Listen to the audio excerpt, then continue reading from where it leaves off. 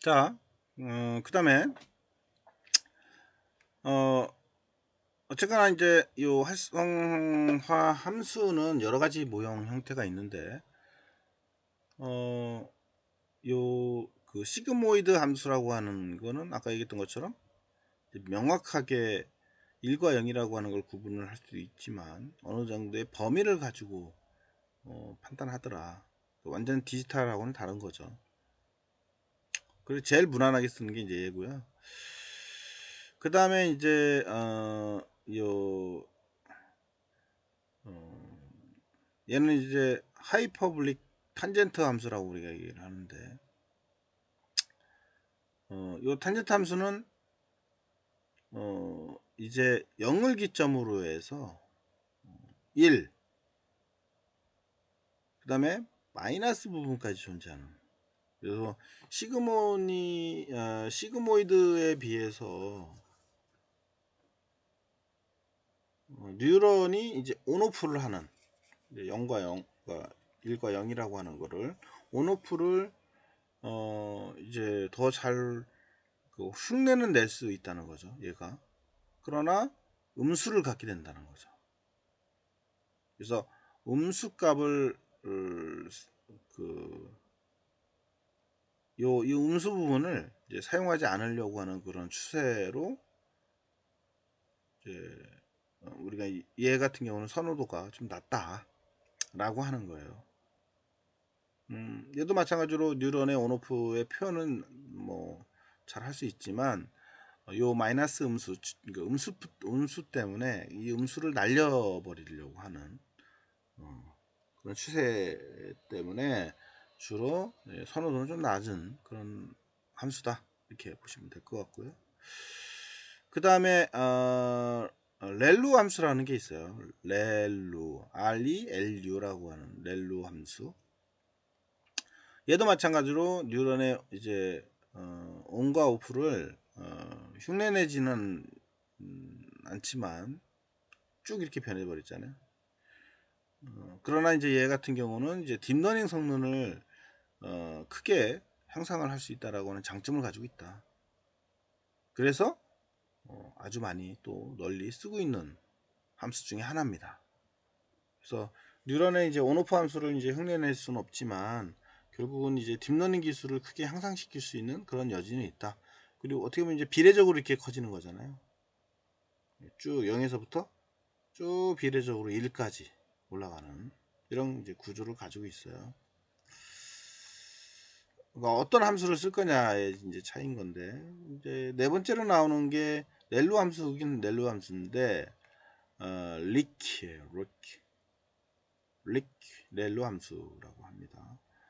요거는 이제 음수값 정보가 일부 이제 있어요. 이게 이제 여기가 0인데 0을 기점으로 해서 마이너스 성분이 존재하죠, 일부가. 그래서 앞전에 봤던 넬로 함수보다는 성능이 좀 더 개선된 함수다 라고 보시면 될 것 같고요. 그래서 렐로 함수보다는 성능이 더 뛰어난 그런 특성을 가지고 있다. 마이너스 성분도 약간 일부 보존돼서 사용하기 때문에 그렇다라고 하는 거죠. 그래서 이렇게 우리가 네 가지 중에 자주 쓰는 모델들을 좀 설명을 했고요. 그래서 요 우리 신경망 그 신경망에서는 결국은 이제 퍼세트론의 구조인데, 퍼세트론의 구조에서는 가중치라고 하는 게 상당히 중요하다. 가중치에 대해서 이제 정리를 해 놓은 거예요. 그래서 한번 쭉 읽어보시면 뭐 참고가 될 것 같고요. 어쨌거나 신경 생명체에서의 이제 가중치라고 하는, 뉴런에서의 가중치는 이제 신경 다발의 개수를 의미합니다. 그 다음에 이제 신경의 연결 정도, 그 다음에 신경의 활성 정도 등이 이제 요 뉴런 그러니까 생명체 뉴런의 이제 가중치가 어떤 그 가중치가 이제 어디에 영향을 주는지를 보여주는 거죠. 그러니까 가중치가 상당히 중요하다는 말이에요. 신경세포 부분에서의 가중치라고 하는 거는 신경 다발의 개수, 그 다음에 신경의 이제 연결 정도, 그 다음에 신경의 이제 활성화 정도, 이런 거에 따라서 달라지기 때문에 그렇다는 거고요. 그래서 자주 이제 정보를 주고받는 이제 부위일수록 더더욱 가중치 값이 중요도가 커지고요. 그 다음에 자주 사용되지 않는 이제 영역일수록 가중치가 이제 감소하는 경향이 있다. 가중치 값을 어떻게 이제 커지고 어떻게 줄어드는지, 이거가 이제 그 우리가 그 사용하는 용도에 따라서 차이가 있다, 이렇게 보시면 될 것 같고요. 그 다음에 그 가중치의 변화는 결국은 우리 사람 그 신경 뉴런 같은 경우는 이제 도파민이라고 하는 호르몬이 관여를 해서 신경 물질 전달이 이제 수행이 되고 있는 거라는 거죠. 그러니까 그 가중치도 거의 똑같이 모델링을 했어요. 그래서 결국은 딥러닝에서는 이제 우리가 가중치가 중요한데 그 가중치를 어떻게 결정할 거냐, 이게 이제 핵심인 거죠. 그리고 그 가중치를 잘 결정하는 것이 결국은 딥러닝의 모든 것이다, 이렇게 보시면 될 것 같아요. 그러니까 딥러닝 그러면 가중치 확 뛰어 올라야 하고요. 그 가중치를 어떻게 잘 결정하느냐가 딥러닝의 핵심이다, 이렇게 보시면 될 것 같습니다. 아시겠죠? 그래서 주로 가중치, 딥러닝의 전부는 가중치다, 이렇게 기억을 하고 계시면 좋을 것 같아요. 그래서 일반적으로 딥러닝에서는 이제 맨 처음에 가중치를 이제 랜덤으로 결정한다는 거죠. 랜덤은 이제 이렇게 자기가 알아서 결정을 하는 거고요. 그 다음에 이제 이게 이후에는 우리가 백프로파게이션이라고 역전파 알고리즘이라는 게 있어요. 그래서 이 역전파 알고리즘이라고 하는 것을 적용해서 퍼셉트론의 입력값을 목표값하고 잘 매칭시킬 수 있도록 이제 이 가중치 값을 조금씩 이렇게 조정을 해가는, 수정을 해가는 그런 과정을 갖게 됩니다. 역전파니까 백프로파게이션이니까 역으로 뭔가를 준다는 말입니다. 그래서 어떻게 보면 피드백 개념이 약간 있다고 보시면 될 것 같아요. 그래서 입력 대비 출력을 이제 조절하는 거죠, 중간에 뭔가가. 그래서 좋은 데이터를 많이 가지고 있으면 결국은 이 가중치를 더 잘 수정할 수 있다, 이렇게 보시면 될 것 같아요. 결국은 이 가중치 값을 어떻게 조절할 거냐, 이게 이제 핵심이기 때문에 그 가중치를 잘 조절하려면 데이터 값이 또 중요하다는 거죠.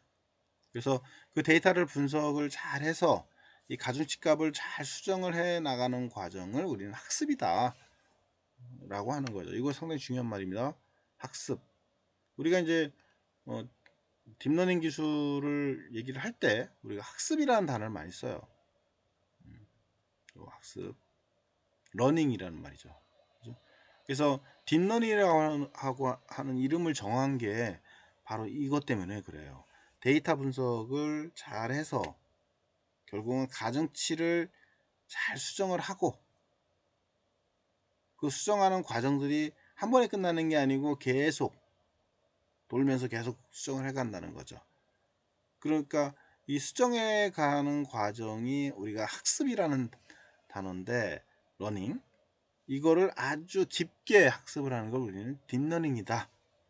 다시 말하면 이제 데이터 분석의 가중치를 수정하는데 아주 깊게 수정해 가는 거를 우리는 딥러닝이다, 이렇게 부른다는 거죠. 그래서 결국은 이 딥러닝의 기본은 우리가 앞전에 배웠던 역전파라고 하는 거가 중요한 역할을 하고 있어요.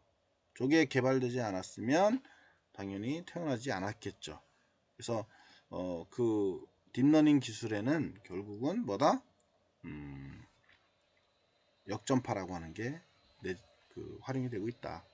이 역전파는 결국은 우리 수학에서의 이제 선형대수라든가 미적분학, 이런 것들이 필요합니다. 그래서 그 기본이 이제 수학이 깔려 있게 된다라고 하는 거죠.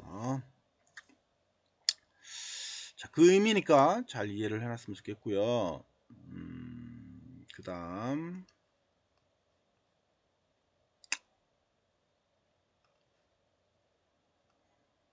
자, 그러면 이제 인공신경망하고 딥러닝의 이제 인공신경망을 좀 보려고 하는데요. 앞전에 계속 얘기했던 것처럼 인공신경망은 퍼셉트론하고 같이 용어를 써도 되겠죠. 그래서 퍼셉트론을 이제 그물처럼 쌓아 올린 거를 우리는 이제 그 인공신경망의 이제 구조라고 하는 거죠. 그래서 입력이 있고요. 거기에 이제 입력을 받아서 입력이 하나만 들어오는 게 아니고 여러 개가 들어올 거예요. 그죠? 뉴런처럼 그거를 받아서 퍼세트론에서 1층 레이어라고 하는데 처음 얘가 아까 얘기했던 인공 신경망 속으로 다 들어오게 됩니다. 입력값들이. 그래서 요 안에서 이제 앞전에 팝세트론이 한 개만 있는 게 아니고 여러 개가 존재를 해서 서로 크로스를 해서 이제 들어오게 되는 거죠. 그리고 각각의 팝세트론이 뭐다 이제 출력을 내게 된다. 입력이 여러 개가 들어가고 출력이 이제 여러 개가 나오는. 근데 앞전에는 한 가지만 그 신경망에 기반을 둬서 한 가지만 따지기 때문에 출력이 하나라고 봤는데 지금 봤더니 뭐예요? 여러 개의 출력이 나온다는 거죠. 입력이 여러 개고 출력이 여러 개가 나와요. 그리고 걔들은 퍼세트론 1층에서 분류를 해가지고 한다. 그러니까 결국은 이제 퍼세트론이라고 하는 거는 그 퍼세트론의 그 한 층 한 층들이 모여서 신경망이 되더라. 얘가 한 개만 있을 때는 우리가 이제 인공신경 혹은 퍼세트론 이렇게 얘기를 하지만 그게 이제 여러 개 있는 경우는 이거를 우리는 신경망이다 이렇게 한다는 거죠. 다시 말하면 퍼세트론들의 집단은 신경망이다 이렇게 보시면 뉴럴 네트워크이다 이렇게 보시면 될 것 같아요. 여러 개가 있기 때문에 우리가 이제 퍼세트론의 그 개념 중에서 이제 신경망이라는 게 이제 정의가 되는 거고요.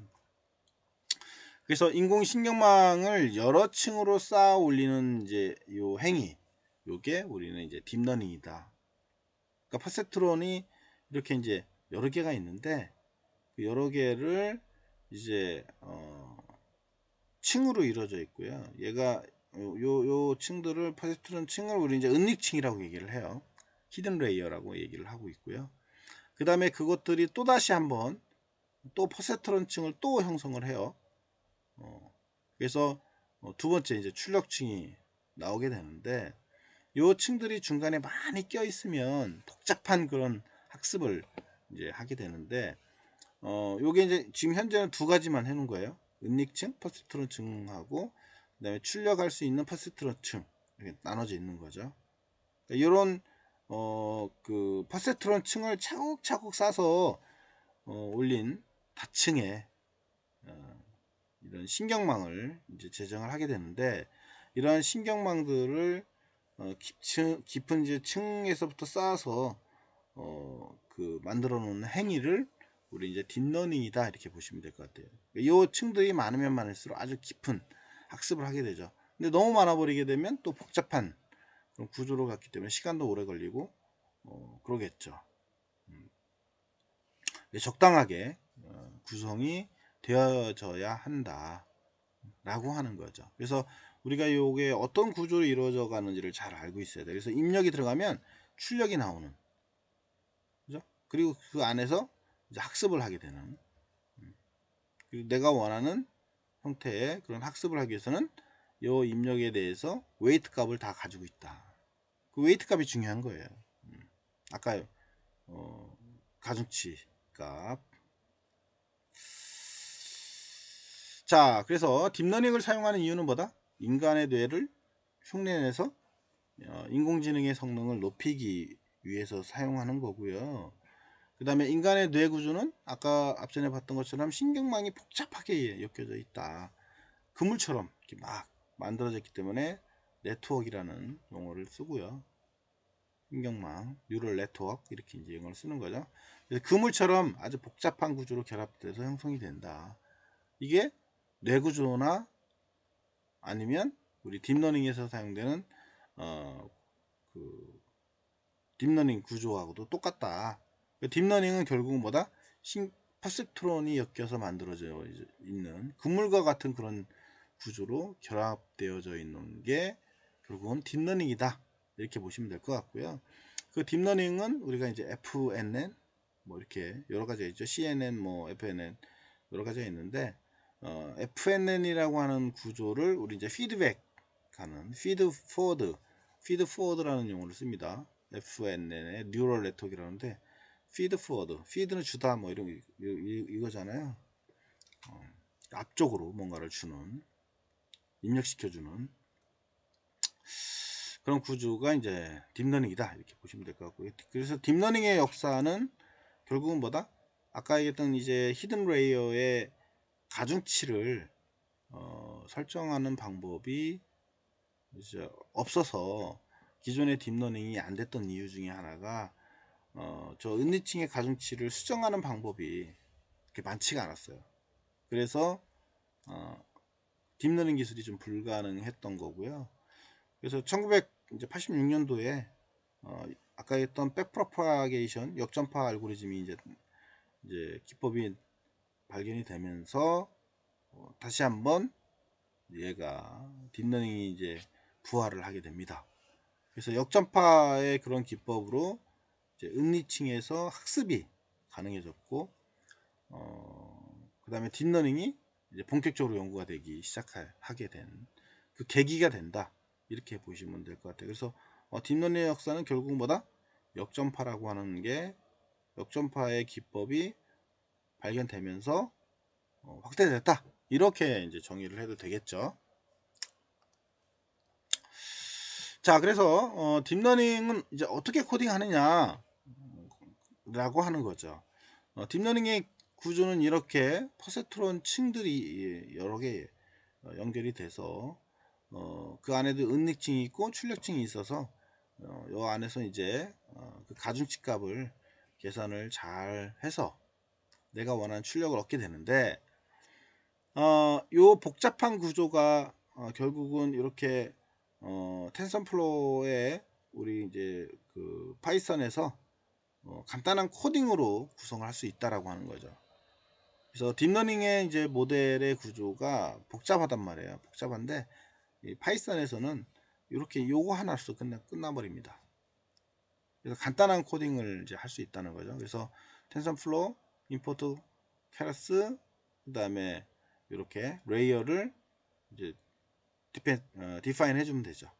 이렇게. 그래서 요 구조를 이렇게 표현할 수 있다. 라고 하는 정도죠. 아주 심플하죠. 뭐 얘기는 복잡했지만 파이썬의 구조에서는 아주 간단한 그런 구조로 이루어져 있다. 이렇게 보시면 될 것 같고요. 그 다음에 밸런스 분산과 바이어스 편향이라고 하는 게 있는데요. 이거는 이제 우리가 참고로 이제 넣어준 건데 결국은 딥러닝이 이제 그 전통적인 머신러닝보다는 뭐 딥러닝, 머신러닝 이런 용어를 쓰는데 딥러닝은 결국은 이 전통적으로 우리가 처음에 시작한 건 이제 머신러닝이었고요.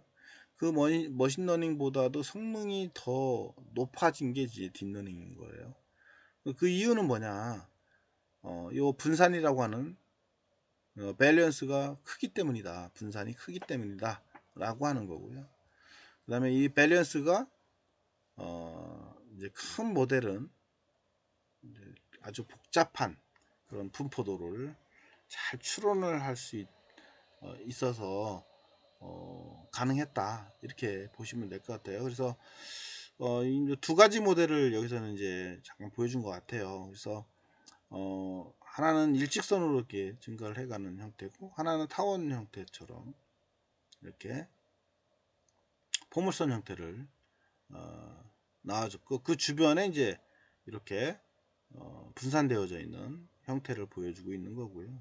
2번 모델은 이렇게 이제 곡선이 있으면 그 주변에 변환을 하는 노이즈처럼 변화를 갖는 그런 구조를 갖는 모델, 두 가지 모델을 여기서는 이제 설명을 하고 있어요. 그래서 분산과 편향이라고 하는 두 가지를 이제 살펴보려고 한 것 같고요. 결국은 이제 이 1번 모델이 밸런스가 이제 분포가 분산이 낮다.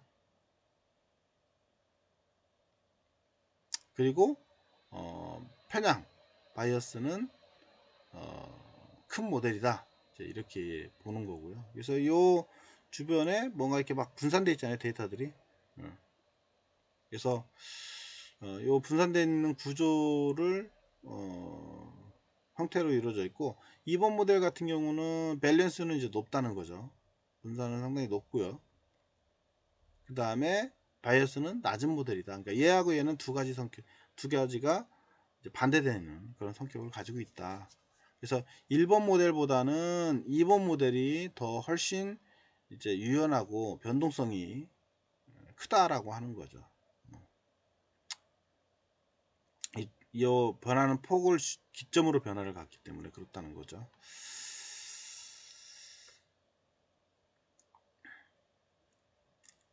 자, 그래서 1번 데이터의 상황을 이제 살펴보면 1번 같은 경우는 데이터의 분포가 이제 포물선 형태로 따라가고 있다. 거기에 이제 이렇게 분산되어 있잖아요. 그죠? 그리고 이 1번 모델이 직선 형태의 모델이다. 이렇게 쭉 커가는. 그래서 이제 유연성이 낮고 이제 그 다음에 이제 곡선 형태의 데이터를 충분히 반영하지 못하고 있다. 이렇게 본 거고요. 두 번째 모델 같은 경우는 이제 이 밸런스가 높다라고 하는 거죠. 분산이 상당히 높다. 이 주변을 통해서 계속 이렇게 왔다 갔다 하면서 이제 변하기 때문에 그렇고요. 그 다음에 이제 포물선 형태의 데이터를 잘 반영하고 있죠. 이렇게 내려갔다 올라갔다. 그래서 주로 이런 이제 복잡한 우리 세계의 이제 그런 인간관계하고도 약간 비슷한 그런 특성을 가지고 있다라고 하는 건데요. 어쨌거나 이제 그 딥러닝의 그 처음 기반은 머신러닝을 기반으로 해서 나왔고요. 이 머신러닝의 기반은 대부분 이제 밸런스가 낮고, 그죠? 그 다음에 바이어스가 높았던 그런 특성을 가지고 있었고, 복잡한 데이터를 이제 충실히 이제 반영하지 못해서 성능이 좀 낮았다라고 하는 거죠. 그러나 딥러닝은 이야기가 달라져요. 그래서 딥러닝은 이 밸런스가 다 상당히 큰 그런 구조를 기법을 으로 구성이 되어 있고 이렇게 복잡한 데이터를 이제 충실히 따라서 이제 처리할 수 있는 그런 기술을 가지게 됐다. 그래서 우리가 주로 이제 딥러닝은 이제 이러한 아주 그런 복잡한 그런 구조의 근본적인 성능을 가지고 있기 때문에 딥러닝 기술을 우리가 활용을 하고 있는 거다. 이렇게 보시면 될 것 같습니다.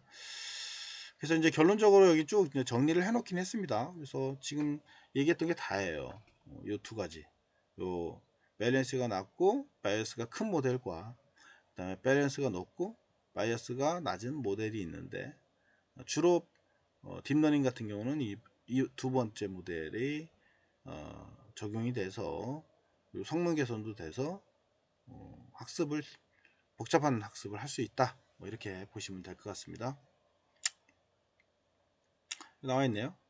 결론적으로 현대 인공지능 기술은 밸런스가 높은 모델과 그다음에 빅데이터를 활용하는 방향으로 전환 발전하고 있다 라고 하는 거죠. 자, 이 장에서는 개념적인 내용이에요. 그래서 한번 쭉 여러분들이 살펴보면 될 것 같고요.